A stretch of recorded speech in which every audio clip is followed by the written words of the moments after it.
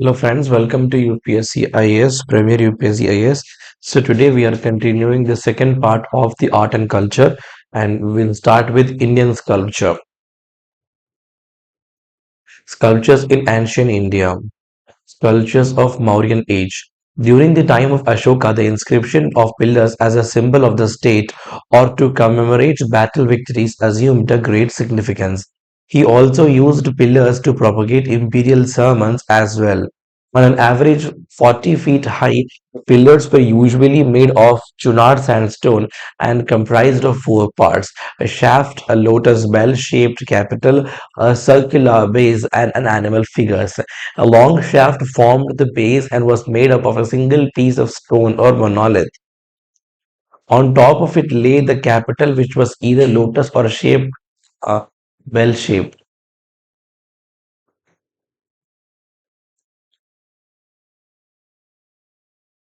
So let's continue with the art and culture.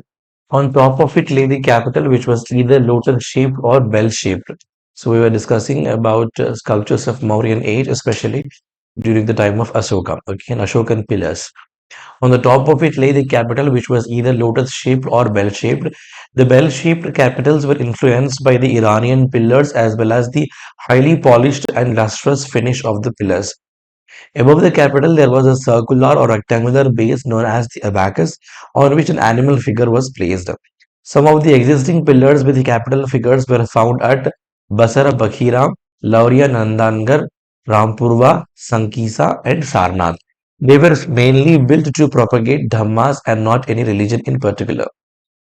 See, you can see here the capital animal, lion, there is an abacus, okay. Below it, there is a capital base, inverted lotus. Then the lowermost is the shaft. Sculptures of Gupta age. During the Gupta period, a new school of sculpture developed around Sarnath. It was characterized by the use of cream-colored sandstone and the use of metal. The sculptures of this school were immaculately dressed and lacked any form of nakedness. The halo around the head of Buddha was intricately decorated. For example, Sultanganj Buddha, 7.5 feet high. Bronze sculpture. Bronze is an alloy that is obtained from the mixing of copper and tin. Indians have mastered the bronze sculpture and casting process similar to their mastery of stone carving and terracotta sculptures. Lost wax process of casting. Lost wax process, also called the Sir Perdue method of metal casting, in which molten metal is poured into a mold that has been created by means of a wax model. Once the model is made, the wax mold is melted and drained away. Examples of the bronze sculptures: Indus Valley Civilization 2500 BCE. Bansi Girl in Tribhanga poster has been excavated from the Mohenjo-daro. Gupta and the post-Gupta period bronze sculpture. Many standing images of the Buddha with the right hand in the Abhaya Mudra were cast in northern parts of India. Sarnath-style bronzes have foldless drapery. For example, Sultanganj Buddha, Bihar. Kushan period bronze sculpture. Interesting images of Jain Tirthankaras have been discovered from Chausa, Bihar, belonging to the 2nd CE. Chola's period bronze sculptures. The image of Nataraja, the Lord of Dance, is considered one of the most significant contributions of the Cholas to Indian art. During the Chola period, the famous dancing figure of Shiva as Nataraja was evolved and finally developed. Since then, many alterations of this complex bronze image have been cast. Shiva performs the Tandava, that is, dance in which the universe is created, maintained, and dissolved. Three prominent schools of sculpture. One is Gandhara School of Art. The Gandhara School of Art flourished around Peshawar, presently in Pakistan, in northwest India during the rule of Indo-Greeks. But the prominent patrons of the Gandhara School of Art were the Sakas and the Kushan king Kanishka in particular. The Kushana kings, especially Kanishka, motivated the Gandhara artists to carve the themes from Buddha's life and the Jataka stories. Thus, a large number of images of the Buddha and the Bodhisattvas were produced. Greek techniques of art were applied to the Buddhist subjects, due to which the Gandhara school of art is also known as the Greco-Buddhist school of art. Almost all kinds of foreign influences like Roman, Greek, Persian, Saka, and Kushan were assimilated in the Gandhara style. Taxila, Jalalabad, Bigram, Hadda, and Bamaran were the main centers where art pieces of Gandhara school have been found.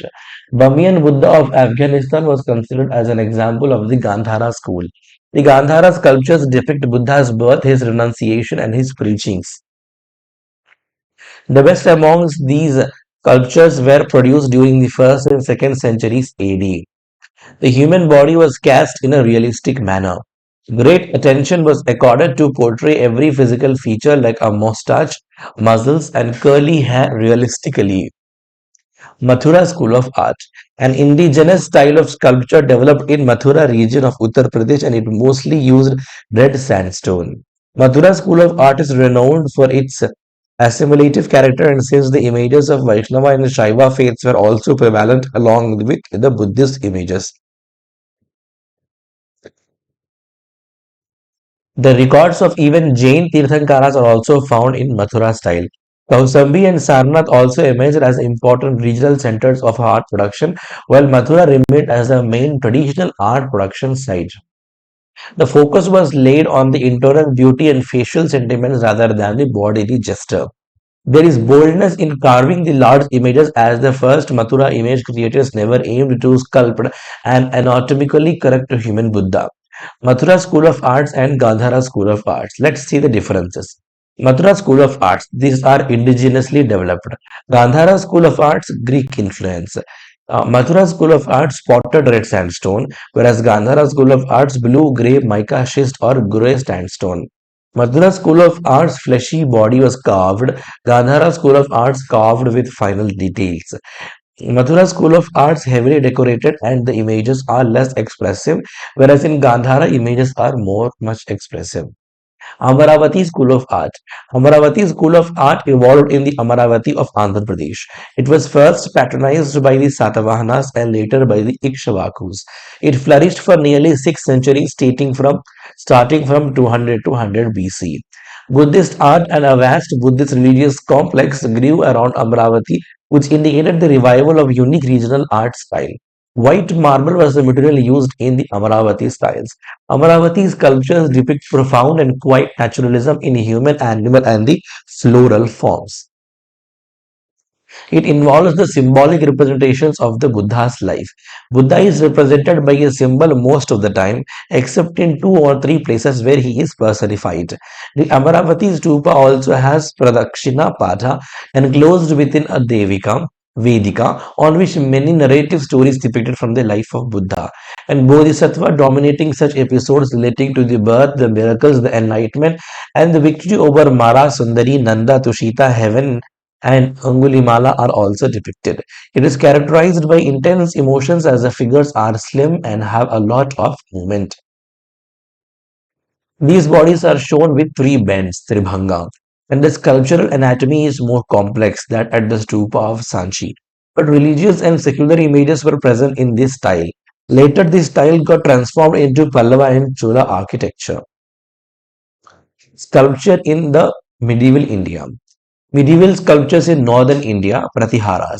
The Gurjara Pratiharas had a vast kingdom that embraced the territory of the Gujarat, Rajasthan, and Uttar Pradesh. The walls of the Pratihara temples are decorated with a single band of sculpted niches, pillars with lotus designs, and elephants on walls that are carved beneath the luxuriant scroll work. Notable sculptures of this period include Vishwarupa, form of Vishnu, and marriage of Shiva and Parvati from Kannauj, the images of Lakshmi Narayana, etc. Chandelas. These were sculpted with human representations of endless variety. The sculpture here preferred the slender, taller figures with a considerable accentuation of linear details. The sculptures of Khajuraho, Kandaria Mahadev Temple showcases the greatness of the Chandela are therefore is accorded with the World Heritage Tag. Khajuraho temples are famous for their Nagara style architectural symbolism, and the erotic sculptures temple is dedicated to both Hindu and Jain patriarchs. Medieval sculptures in eastern India, Odisha.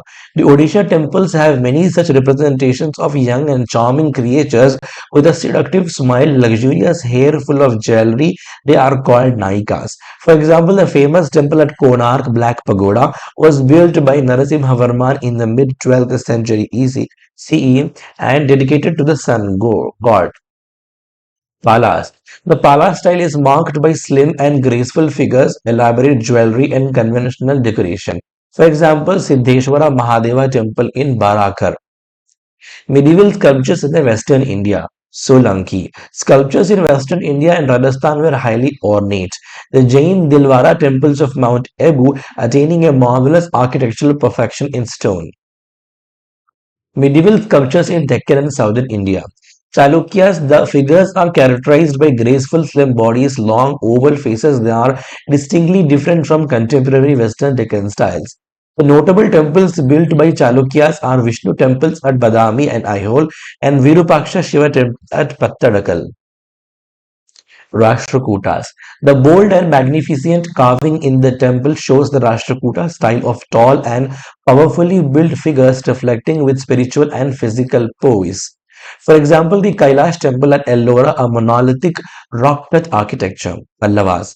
Notable sculptures are seven monolithic pagodas, Pancharathas in Mahabalipuram. Mahishasuramardini, Giri Govardhan Panel, Trivikrama Vishnu Arjuna's penance, the descent of the Ganga, Gajalakshmi, and Anandasayanam. Cholas. Brihadeshwara temple at Tanjavur is the most mature and majestic of the Chola temples. Gajasura Samhara Murti is one of the best examples of Chola craftsmanship in the 11th century. Hoysalas. The decoration is elaborate, the emphasis being more on the ornamentation than movement or the grace of the human body. The temples they built at the Halibidu and Belur look like lacework in stone. Vijayanagara. Vijayanagara synthesizes the centuries-old Dravidian temple architecture with Islamic styles demonstrated by the neighboring sultanates. Their renowned works are seen at Hampi and Kanchipuram. Indian pottery, Harappan civilization, art and architecture. Sculptures of the Harappan civilization. The Harappan sculptures were extremely adept at handling three-dimensional volumes. The most commonly found were the following: seals, bronze figures, terracotta figures, and potteries. Seals. Most seals were found square. However, it was found that triangular, rectangular, and circular seals were also used. Steatite. A soft stone found in the river beds was although the most common material used to make seals. Yet agate, shirt, fines, and terracotta seals have been also found. Some instances of copper, gold, and ivory seals have also been found. Most seals have inscriptions in a pictographic script that is yet to be deciphered. The script was written mostly from right to left, but bidirectional writing style, that is the right to left on one line and left to right on another line, has also been found. Animal impressions were also there, generally five, which were carved intaglio on the surfaces. The common animal motifs were the unicorn, the humped bull, rhinoceros, tiger, elephant, buffalo, bison, goat, markhor, ibex, crocodile, etc. It is noted that cow was not depicted at any seal. Pashupati seal. A steatite seal discovered at Mohenjo-daro depicts a human figure or a deity seating cross-legged.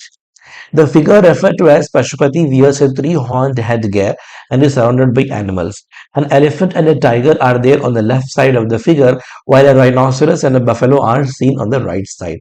Two antelopes are shown below the seat of the figure.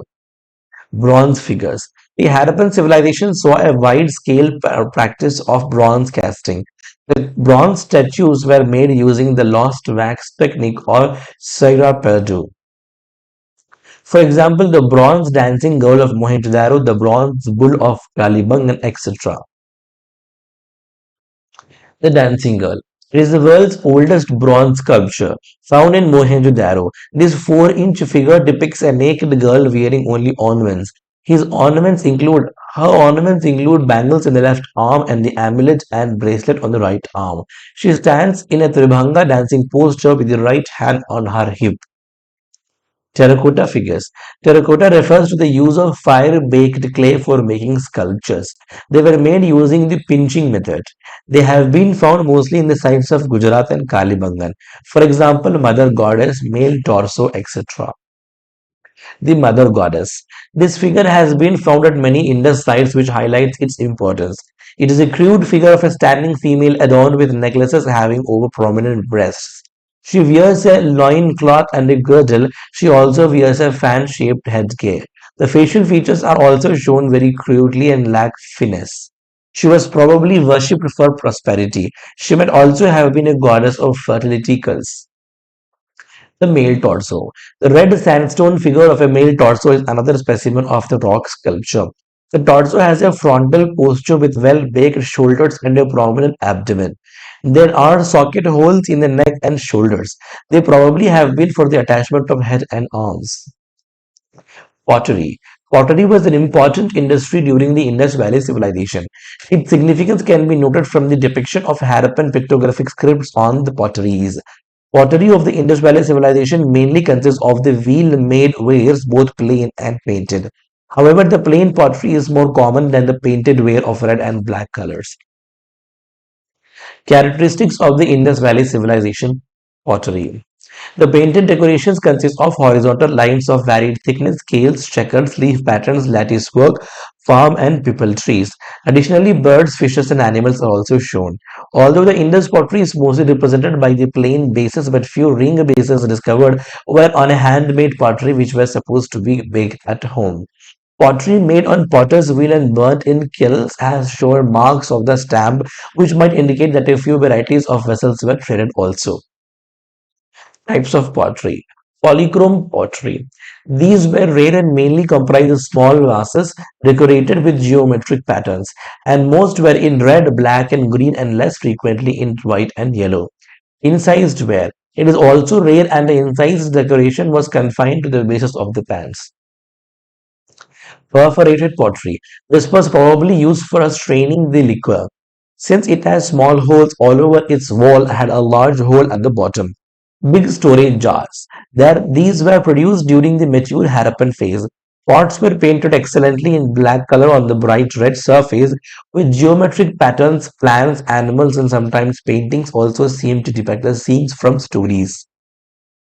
Pottery sites in the Indian Valley civilization. Indus Valley. The black and red ware pottery has been found at the highest levels of the Saurashtrian Indus site. A scene of two birds perching on a tree holding a fish on its beak has been depicted on a jar obtained from Lothal. Traces of Harappan pottery were also found at archaeological sites in Bahrain and some of the coastal points of the Gulf. In areas like Rajasthan and Gujarat, a variety of other kinds of potteries continue to be produced along with the Harappan pottery. Post-Harappan pottery. Some characteristics of pottery of post-Harappan period are ochre-colored pottery, black and red ware, and painted grey ware, etc. By about 7th century BC, northern black polished NBP ware was manufactured. Indian paintings, mural paintings.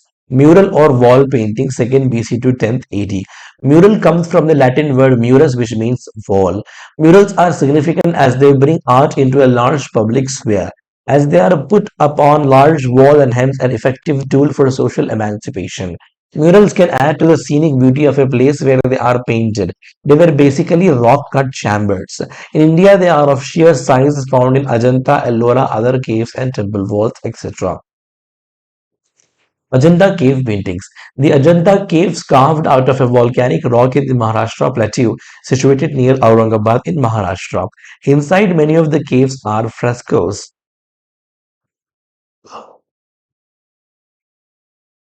They are oldest in India and they are basically Buddhist in theme.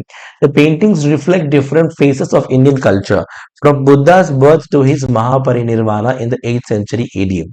Natural colors like green, white, brown, yellow, black, and wonderful color of blue are found. They depict themes of court life, processions, men and women at work, festivals, feasting, and various natural scenes including animals, birds, and flowers. Bagh Caves paintings. Found in Dhar district in Madhya Pradesh, Buddhist in inspiration, paintings are both secular and religious, influenced by the Ajanta style of paintings. The most beautiful one is that of Avalokiteshvara Padmapani painting, strong resemblance to the frescoes of Sigiriya in Sri Lanka. Giant cave paintings. Giant cave temple complex in Pudukkottai district of Tamil Nadu contains remnants of exquisite frescoes from the 7th century, severely damaged due to vandalism. Detailed pictures of elephants, buffaloes, fish, geese, jains, gathering lotuses from a pond and dancing girls.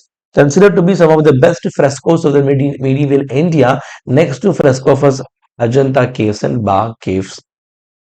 Lepakshi painting, Anantapur district in Andhra Pradesh.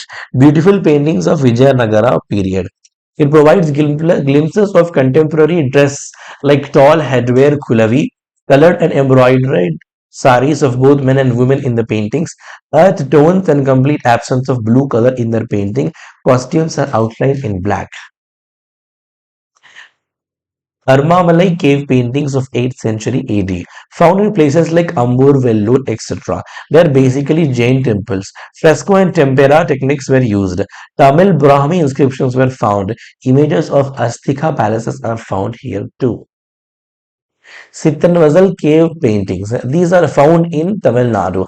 Jain temples are the main features here. These are the abode of great saints. Vegetable and mineral dyes were used. These caves were found during the Pallava period. Ellora cave paintings. These are the largest rock cut paintings. 34 caves are present here. It has trends of Buddhism, Hinduism, and Jainism. Kailash temples are one of them. Shiva is depicted in many forms. Paintings of Vishnu, Lakshmi, Garuda are found also. Miniature paintings. Miniature paintings are the small sized handmade and very colorful paintings. The main feature of these miniature paintings include complex and gentle brushwork which provides the unique identity. In the eastern and the western India, miniature paintings developed in the 9th century as a reaction to a large scale wall painting. The colors used in miniature were handmade from vegetables, minerals, stones, indigo, etc.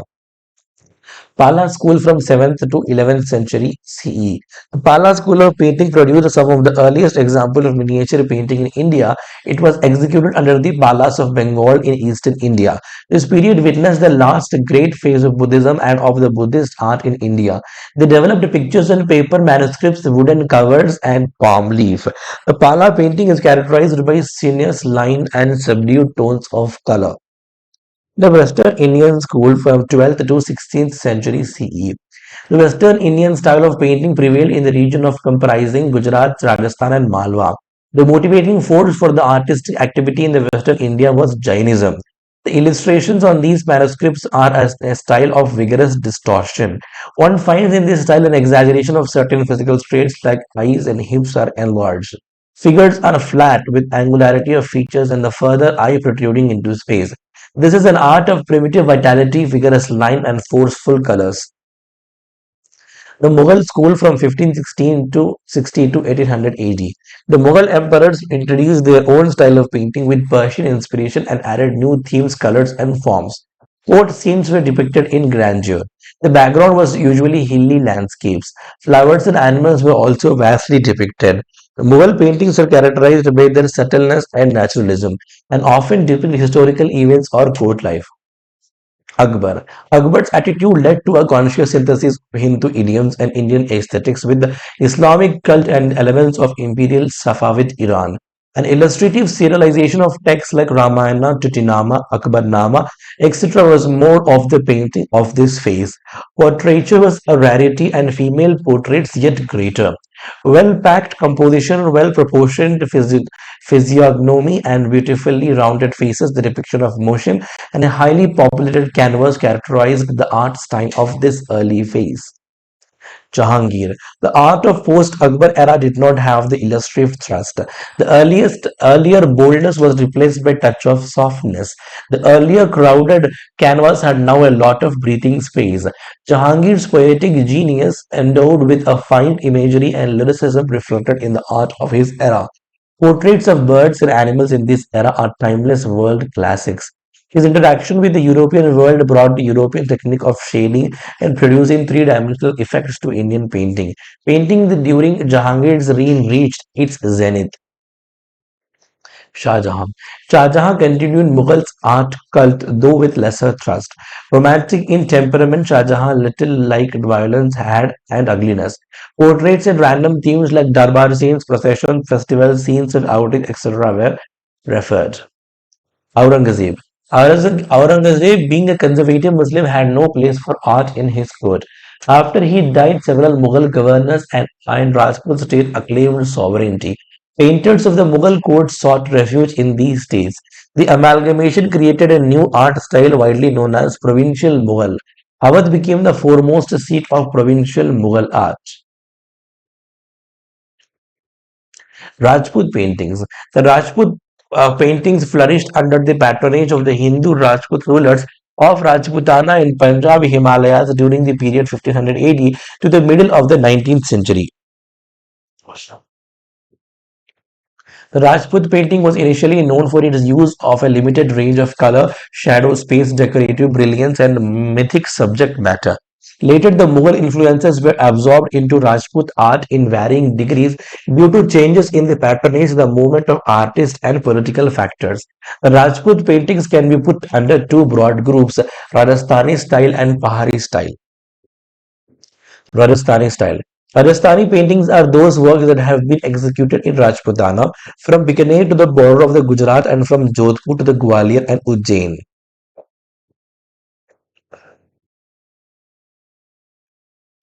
The themes of the paintings were mostly based on religious and love subjects, especially based on Lord Rama and Lord Krishna. Court scenes were also depicted as royal portraits. Bold outlines and brilliant colors are characteristics of the Rajasthani paintings. The romance of the Padmavati, penned by poet Malik Muhammad Jayasi, provided a common theme to Rajput paintings. Illustrations of Mahabharata, Bhanabhatta's Kadambari, the Panchatantra were painted. The Rajput painting developed individual styles in Bundi, Kota, Jaipur, Jodhpur, and Kishangarh. Kishangarh School of Painting. Paintings at Kishangarh is associated with the most romantic legends, Savandar Singh and his beloved Bani Thani, and of the intertwining of lives and myths, romance, and bhakti. Nihal Chand is a renowned painter who created some of the most legendary paintings by this school, Kishangarh School of Painting. They also made many paintings on the devotional and amorous relations between Radha and Krishna. Bikaner. This style of painting has similarity with Mughal and Deccani style. Paintings of this school were simple and lacked flashiness and pomposity. Bundi. The painting in Bundi started as early as in 1625 AD, and a painting showing Bhairavi Ragini in Allahabad Museum is considered one of the earliest examples of Bundi style of painting. The Mughal influence is visible in the paintings of Bundi style in the terms of refined drawing of the faces and an element of naturalism is present in the painting of the trees. Pahari style. Various schools of miniature painting, collectively called Pahari, flourished between 17th and 19th centuries in the sub-Himalayan hilly states towards the end of the Mughal rule in India. These areas were ruled by Rajput kings and chieftains. With the infusion of new ideas and techniques, these schools attained a level of maturity and sophistication which made them worthy successors of the Mughal tradition. This art largely based on themes and symbols from regional literature and mythology. Love is the inspiration and the main preoccupation of the Pahari school symbolized by Krishna and Radha. In 1690, Basohli, a hill state on the banks of Ravi, was the first to initiate the art of hill region by illustrating literary classics like Raja Manjari, Ramayana, Gita Govinda, etc. Other centers like Chamba, Kangra, Srinagar, etc. developed later. Deccani School. Deccani painting denotes broadly the miniature painting from the 16th century to 19th century at Bijapur, Ahmednagar, Golconda, and Hyderabad. The former states that formed the region known as Deccan. The rich colored scheme, the palm trees, animals, and men and women all belong to the Deccan tradition. Early Deccani painting absorbed influences of the northern tradition of the pre-Mughal painting which was flourishing in Malwa. Southern tradition of the Vijayanagara murals was also absorbed as evident in the treatment of female types and costumes. Influence of the Persian painting is also observed in the treatment of the horizon, gold, sky and landscape. Tanjore paintings.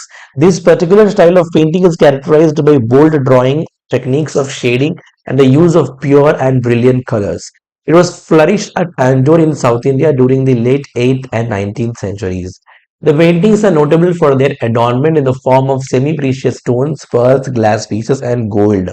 The rich, vibrant colors, dashes of gold, semi-precious stones, and fine artistic work are characteristics of these paintings. The paintings depict mostly of gods and goddesses because this art of painting flourished at a time when fine-looking and striking temples were being constructed by the rulers of several dynasties. The figures in these paintings are large and their faces are round and carry the divinity. Mysore painting. The painting style was patronized by the rulers of Mysore and continued in British India also. The major themes include the depiction of Hindu god and goddesses, delicate lines, graceful delineation, discreet use of vegetable colors, use of lustrous gold leaf, intricate brush strokes are the characteristics of this style. Many literary pieces were prepared and most famous being Sri Tattvanidhi, which was a voluminous 1500-page work. These paintings were made in a different style with the use of gesso paste, which used to be prepared by mixing zinc oxide with Arabic gum. Madhubani school. Madhubani painting is the style of painting practiced in Mithila region of Bihar state. Themes of these paintings revolve around Hindu gods and mythology along with scenes from the royal court and social events like weddings. Generally, no space is left empty. The gaps are filled by paintings of animals, flowers, birds, and even geometric designs. Paintings are traditionally done on freshly plastered mud walls and floors of huts, and painters are mainly women. Painting is done with fingers, twigs, brushes, nib pens, and matchsticks using natural dyes and pigments. The artists use leaf, herbs, flowers to make the color which is used to draw paintings. Ragamala paintings. Ragamala paintings are a series of illustrative paintings from medieval India based on Ragamala or the garland of ragas, depicting various Indian musical ragas. They stand as a classical example of amalgamation of art, poetry, and classical music in medieval India. Ragamala paintings were created in most Indian schools of painting starting in the 16th and 17th century CE. These are today named accordingly as Pahari Ragamala, Rajasthan, or Rajput Ragamala, Deccan Ragamala, and Mughal Ragamala.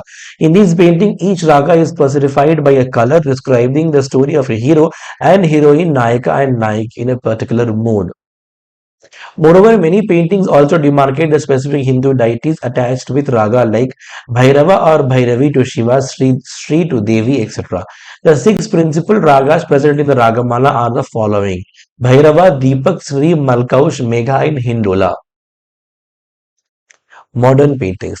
Raja Ravi Verma. Raja Ravi Verma of Kerala was probably the first great modern painter in India. He evolved a national style of painting by combining various regional elements like costumes, jewelry, and facial features with modern elements. His paintings, which mostly depicted mythological themes, became very popular not only in India but also in abroad. His illustrations of Ramayana and Mahabharata were filled with grace and divinity, and they were the most appealing visual representations of that time. His picture Nair Lady adorning her hair won him a gold medal at the World Art Exhibition Vienna. Bengal School. Avinendranath Tagore and Havel, who founded Bengal School of Painting, were the pioneers in encouraging Indian themes. Avinendranath Tagore's Arabian Nights series 1930 is among his renowned works. Other renowned painters like Nandalal Bose, Devi Prasad Roy, Sarada Charan Ukil, and Asid Kumar Haldar also belong to this school.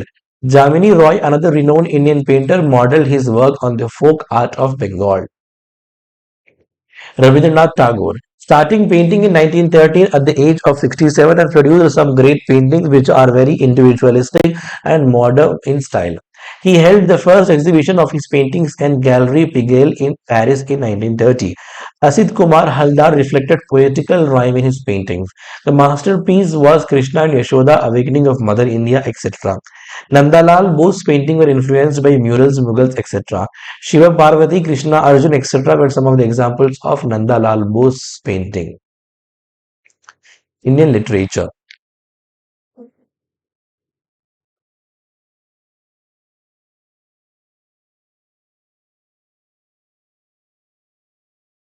Moving forward, Vedic literature. Vedic literature means literature based on or derived from Vedas. The word Veda is derived from the root Vid, which means to know. Thus, the term Veda signifies superior knowledge. They also have larger implications on our lives as they treat the universe and its inhabitants as one big family and preach Vasudhaiva Kutumbakam. There are four major Vedas such as Rig Veda, Yajur Veda, Samaveda, and Atharva Veda. The texts which constitute the Vedic literature are the following: the four Vedas, that is Samhitas, the Brahmanas attached to each Samhitas, the Aranyakas, and the Upanishads. Four Vedas. Rig Veda from 1200 to 900 BC. The Rig Veda is the oldest existing Veda among the other. It consists of 1028 individual Sanskrit rhyme hymns. The focus of this Veda is on worldly prosperity and natural beauty. The text is organized in 10 books known as mandala of varying age and length. Furthermore, each mandala comprises of several suktas or hymns which are usually for sacrificial purposes. The entire Rig Vedic hymns are dedicated to several deities, in particular to their chief deity Indra. Atharva Veda.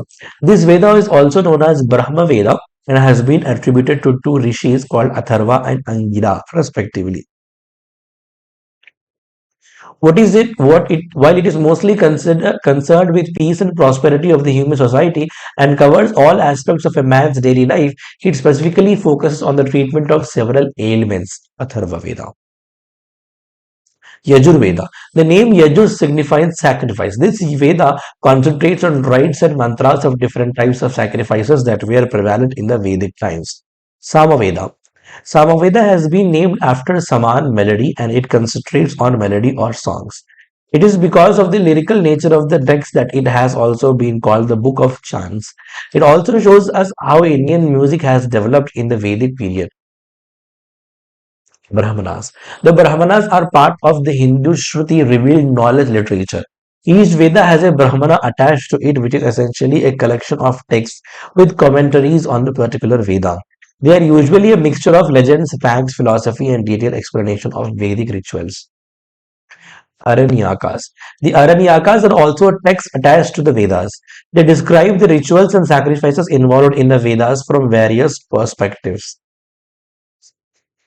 They are said to be compilations of ritualistic information on the birth and death cycles as well as the complexity of the soul. Upanishads. The term Upanishad or U at pa foot knee down and shad to sit, that is to sit down near the teacher, describes the text completely. The Upanishads are said to have the truth about human life and show the way towards the human salvation or moksha. There is a minor difference between Upanishads and Aranyakas, which is classified such as Upanishad Jnana Kanda, knowledge, spirituality section, Aranyaka Karma Kanda, ritualistic action, sacrifice section. The Puranas. These are ancient Indian mythological texts which consist of the narrative stories about the creation of the universe and illustrate its history until the supposed destruction of the universe. It contains the stories of the kings, heroes, sages, and demigods, but it focuses on the divine Hindu Trimurti or Trinity, three gods, Brahma, Vishnu, and Mahesh. There are 18 major Puranas, Mahapuranas, and each gives prominence to a particular deity and expound on the philosophical and religious concepts related to them. Some of the more prominent and well-known Puranas are Bhagavata Purana, Brahma Purana, Vayu Purana, Agni Purana, Garuda Purana, Padma Purana, Vishnu Purana, and Matsya Purana. These two great epics are also called Mahakavya, such as Mahabharata, written by Vedavyas, Ramayana, written by Valmiki. Classical Sanskrit literature, Kalidas, Malavika Agnimitra, the love story of Malavika, a maiden of Queen, and Agnimitra, the son of Pushyamitra Shunga. Vikramovisayam, love story of Vikram and Urvasi. Abhignana Shakuntala, the recognition of Shakuntala. Sudraka, Mrichakatika, the little clay cart, love affair of young Brahmin Charudatta with a wealthy courtesan. Vishakadatta, Mudra Rakshasa, a political drama and narrates the ascent of King Chandragupta Maurya to power in India, Devi Chandraguptam. Bhava Bhuti, Uttar Ramacharitaram, the later life of Rama written in 700 AD. Bhasa, Swapna Vasavadatta in a dream, Pancharatra, Guru Bhanga, story of Duryodhana during and after his fight with Bhima. Harshavardhana wrote three Sanskrit plays. Ratnavali, about the love story of Princess Ratnavali, daughter of the King of Ceylon and King Udayana. The mention of the celebration of Holi for the first time is found here in the Ratnavali. Nagananda, story of how Prince Jimutavahana gives up his own body to stop a sacrifice of serpents to the divine Garuda. One unique character in this drama is an invocation of Lord Buddha in the Nandiverse. Priyadarshika, union of Udayana and Priyadarshika, daughter of the king Dridhavarman. Other Sanskrit text, Kalidasa, who wrote Kumara Sambhava, the birth of Kumar, and Raghuvamsa, the dynasty of Raghus. He also wrote two smaller epics called Meghaduta, the cloud messenger, and Ritu Samhara, medley of seasons. Manusmriti, laws of Manu, which defines the role of man and woman in society, their interaction at a social plane, and the code of conduct that they were supposed to follow. One of the most famous texts about statecraft from the Mauryan period is Kautilya's Arthashastra. It concentrates on the economic and social conditions of the Mauryan Empire. Sushruta Samhita, book on surgery. Madhava Nidana, book on pathology. Varahamihiri Pancha Siddhantika, book of astrology. Brihat Samhita, book on wide-ranging subjects like planetary movements, geology, architecture, etc. by Varahamihira. Arya Bhattiya, book on astronomy and mathematics. Bhaskara Siddhanta Shiromani. Ashwaghosha Buddha Charita. Charaka Samhita, book on medicine. Literature in Pali and Prakrit. These languages gained prominence when religious literature of the Buddhists and Jains were composed in this language, Buddhist literature. It is said that Lord Buddha used Pali to give his sermons, and it is in the same language that they have been recorded. The canonical literature consists of Tripitakas or baskets of knowledge. The three Pitakas are the following. Vinaya Pitaka, which covers the rules and regulations that should be followed by the Buddhist monks. The Sutta Pitaka contains the dialogues and speeches of the Buddha that deal with morality and righteous dharma. Lastly, the Abhidhamma Pitaka that concentrates on the philosophy and metaphysics. It also contains discussions on various topics like ethics, theory of knowledge, and psychology. The Jatakas are the best example of Buddhist non-canonical literature.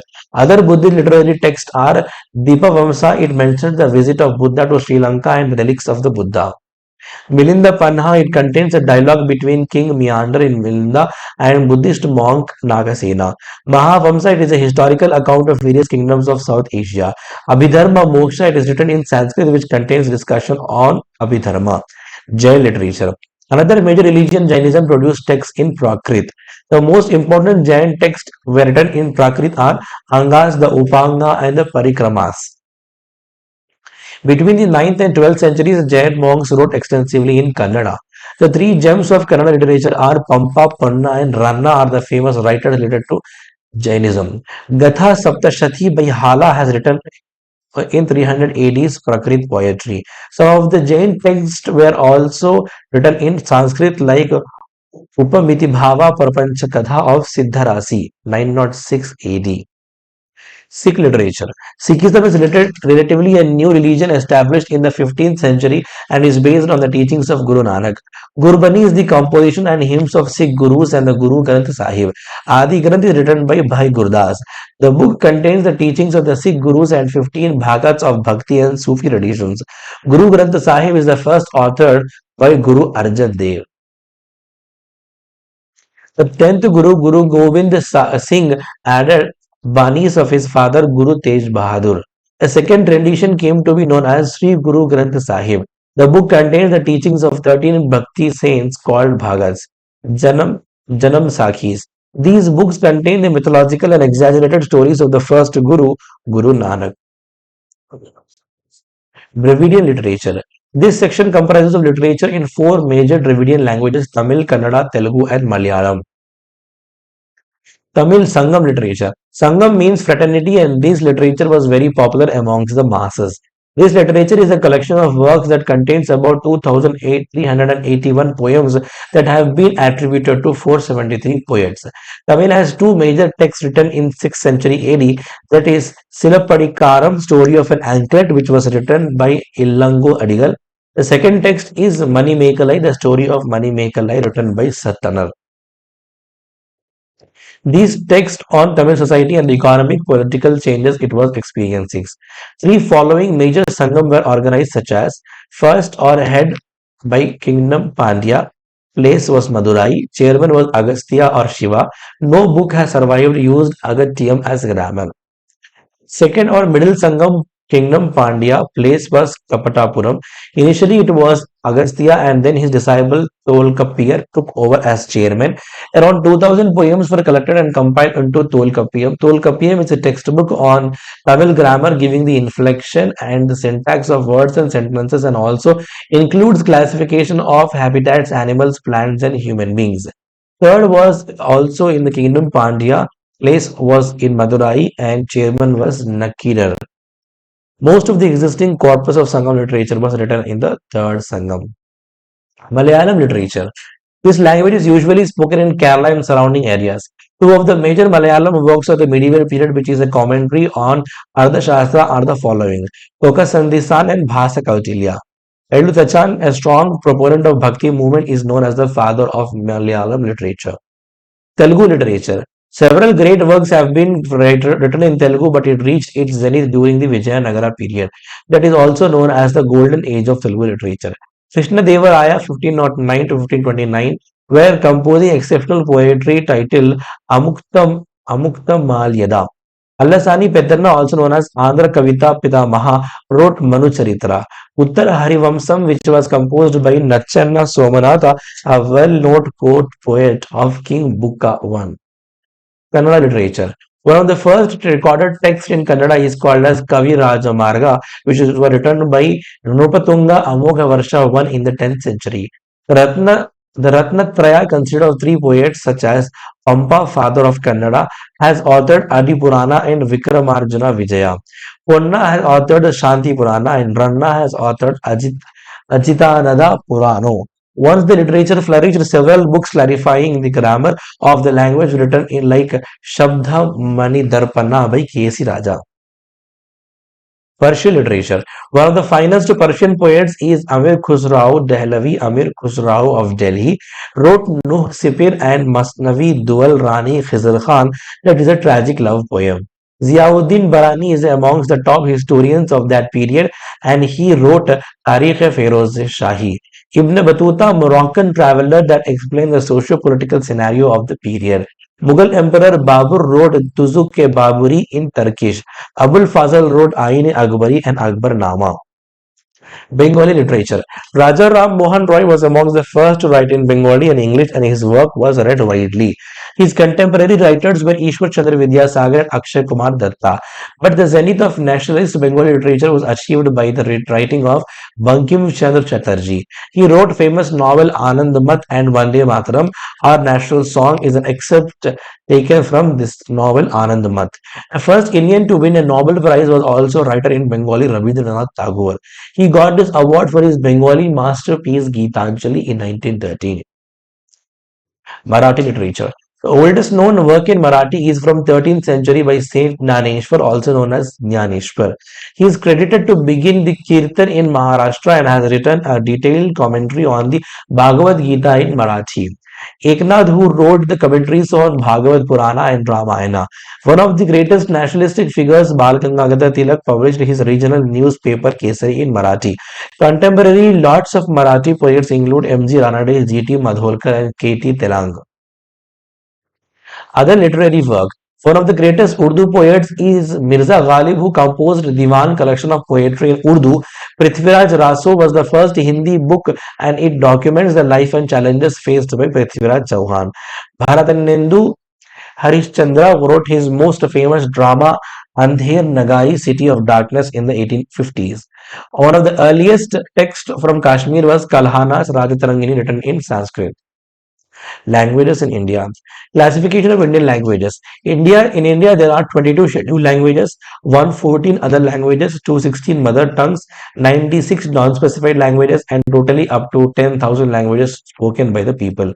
Classification Indian languages are based on their origin and their association with the different ethnic groups of India. The Indian languages can be broadly categorized into six groups: Indo-Aryan, Dravidian, Sino-Tibetan, Negroid, Austric, and others. These languages have interacted on one another through the centuries and have produced major linguistic divisions of modern India. The Indo-Aryan and the Dravidian are the dominant groups and the together comprises of almost all the major languages of India. Indo-Aryan. It is a part of Indo-European family of languages which came to India with Aryans. It accounts for about 74% of total Indian population and is regarded as the biggest of the language groups in India. It comprises of all the major languages of Western and Northern India such as Hindi, Marathi, Gujarati, Punjabi, Sindhi, Rajasthani, Assamese, Bengali, Odia, Bahari, Bihari, Kashmiri, Urdu and Sanskrit. After Indo-Aryan group, it is the second most important group, that is Dravidian, and comprises mainly of the languages spoken in the southern India and covering almost 25% of the Indian population. Proto-Dravidian gave rise to 21 Dravidian languages. They can be broadly classified into three groups such as northern groups consists of Brahui spoken in Balochistan, Malto, Bengal and Odisha, Kuruk, Bengal, Odisha, Bihar and Madhya Pradesh. Central group Gadaba, Kolami, Pengo, Telugu, etc. Among them, Telugu is civilized language and rest are tribal languages. Southern group consists of seven languages: Kannada, Tamil, Malayalam, Tulu, Kodava, Toda, and Kota. The major languages of the Dravidian group are the following: Telugu, numerically the biggest of the Dravidian languages; Tamil, oldest and the purest language of the Dravidian family; and Kannada, second oldest among Dravidian languages; Malayalam, smallest and the youngest of the Dravidian family. Sino-Tibetan. The Sino-Tibetan or Mongolian family stretches all over the sub-Himalayan tracts covering North Bengal, North Bihar, Assam up to the northeastern frontiers of the country. These languages are referred to in the old Sanskrit literature as Kirathas. These are considered to be older than the Indo-Aryan languages. The Tibeto-Burman languages are classified into four broad groups: Tibetan, Sikkimese, Bhotia, Balti, Sherpa, Lahuli and Ladakhi. Himalayan, Kanuri and Limbu. North Assam, Abor, Adi, Miri, Aka, Dafla and Mishmi. Assam Burmese, it is again subdivided into four subgroups: Kuki, Jin, Mikir, Bodo and Naga. Manipuri or Methi is the most important language of the Kuki Jin subgroup. Negroid. Negroid is an anthropological term used to collectively refer to dark-skinned inhabitants of Africa and some other countries. This race has very little or no presence in the Indian subcontinent. For example, Siddhi dialect of the Siddhi tribe inhabiting the western coast of India and Makaran coast of Pakistan. Austric. The Austric languages of India belong to the Austro-Asiatic subfamily, which are represented by languages of the Kol and Munda group. It is spoken in the eastern, central, and northeastern India, and languages of the Mon Khmer group like Nicobaris and Khasi. These were referred to in ancient Sanskrit language as Nisadas. They are very ancient languages which have been in existence much before the advent of the Aryans. The most important language of the Austric group is Santhali, which is spoken by over 5 million Santhals and is the largest spoken among the Adivasi languages. Mundari language, which is spoken by about a million Mundas, is the another important language of this group. Others. This group includes the several Dravidian Adivasi languages which are very distinct and cannot be classified in other groups like Gondi, Orao or Khuruk, Mal, Paharia, Khond and Parji. Prakrit language. Prakrit language belongs to the Middle Indo-Aryan period, that is 600 BC to 1000 AD. Prakrit belonged to the Indo-Aryan speech and it was in the form of uncultivated popular dialects. Prakrit came down to us in inscriptions dating to 4th to 3rd century BC. Prakrits were freely used for inscriptions almost up to the Gupta age, almost all over India. The Satavahana rulers were patrons of the Prakrit. In the course of time, the Prakrits were transformed into what is known as Apabhramsa dialects, which were widely used in popular and folk literature. The various Prakrit dialects described by the Prakrit grammarians are Sauraseni, Magadhi, Maharashtri, Paisachi, and Apabhramsa.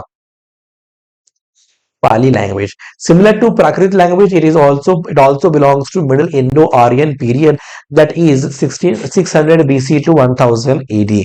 The earliest of Buddhist literature was in Pali. Some consider Pali as Magadhi Prakrit or Magadhi Bhasa, while others point to a close relationship of Pali with the Paisachi Prakrit spoken at that time in the Vindhya region. The Milinda Panha, Tripitakas, Pettakapodesa, and Visuddhimagga are some early works in Pali. Official languages. English was the sole official language used for the administrative purpose in British India. In Independent India Article 343(1), it was declared that Hindi will be the official language of the India Union. It was mentioned in the Constitution that over a period of 15 years since its commencement, Hindi will replace English as the official language. However, it was left to the wisdom of the Parliament to decide whether to use English as an official language or not. Non-Hindi speaking communities across the country, especially South Indians, protested on the aspect of change in official language from English to Hindi. These protests culminated in the enactment of the Official Language Act 1963.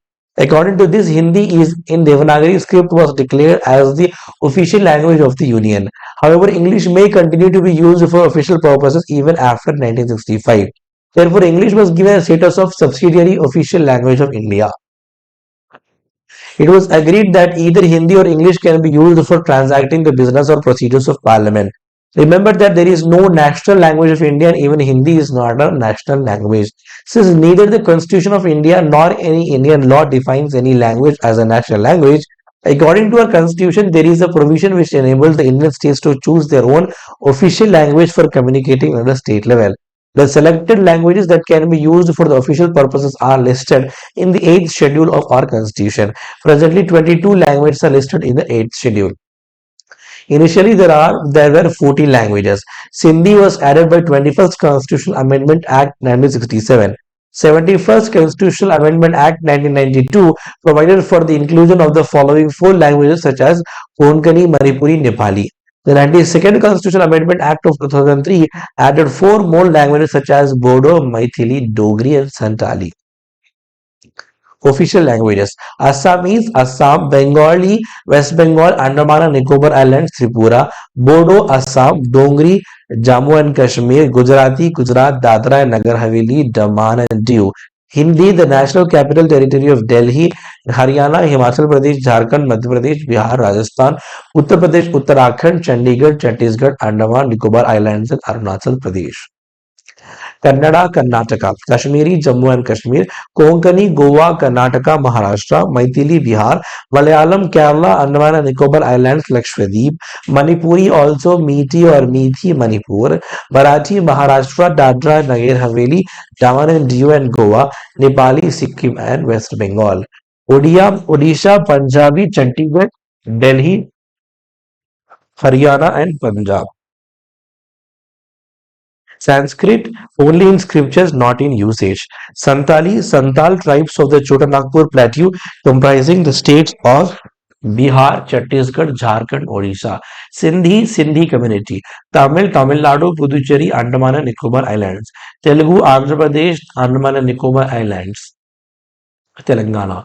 Urdu, Andhra Pradesh, Delhi, Jammu and Kashmir, Uttar Pradesh and Telangana.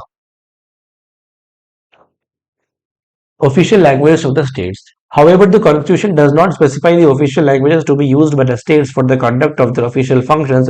It has been left for every state with the freedom to adopt any language used in its territory as its official language or languages. Only those listed in the 8th schedule need to be one of the official languages of a state. Several states have adopted official languages which are not in the list. For example, French in Puducherry, Gorok in Tripura, Mizo in Mizoram, and Khasi, Garo, and Jaintia in Meghalaya.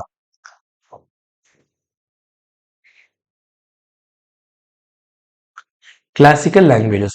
In 2004, Government of India stated that the languages which meet certain requirements could be accorded the status of a classical language in India. The following criteria were laid down by the government to determine the eligibility of languages to be considered for classification as a classical language. High antiquity of its early text, recorded history over a period of 500, 1500 to 2000 years, a body of ancient literature or text which is considered a valuable heritage by generations of speakers. The literary tradition should be original, discontinuity between the classical language and its later forms or its offshoots. With this, the following six languages are included in the list of classical languages: Tamil since 2004, Sanskrit since 2005, Telugu since 2008, Kannada since 2008, Malayalam since 2013, and Odia since 2014. Thank you. So this is a part two of art and culture.